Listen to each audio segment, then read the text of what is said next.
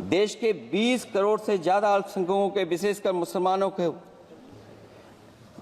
दूसरे दर्जे का नागरिक बना देने का प्रयास चल रहा है।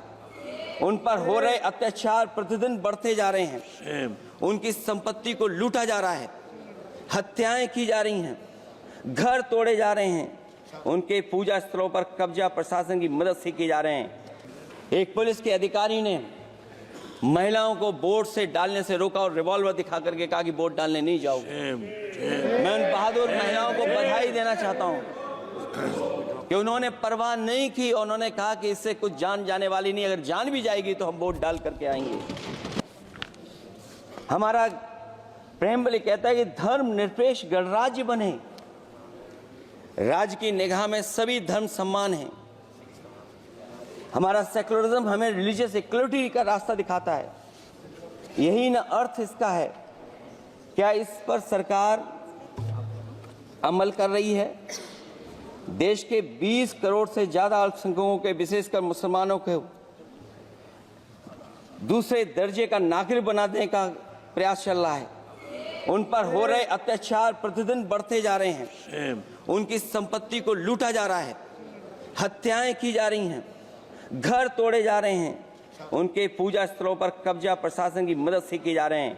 अगर ये धर्मनिरपेक्षता, तो धर्म शासित राज्य की क्या परिभाषा है? और हाल ही में हम लोगों ने अध्यक्ष महोदय उदाहरण देखा है कि किस तरीके से उत्तर प्रदेश में कई महत्वपूर्ण जगह पर इस तरह की घटनाएं जानबूझ करके की गई। मुझे याद है उस समय, जिस समय उत्तर प्रदेश का इलेक्शन चल रहा था, बहुत से लोगों को वोट डालने का अधिकार जिनको था, उनको अधिकार से रोका गया और जो लोग वोट डालने जा रहे थे उन्हें डराया धमकाया जा रहा था। ऐसे इंतजाम किए गए थे कि ये वोट डालने के लिए वोट बूथ तक न पहुंच पाए।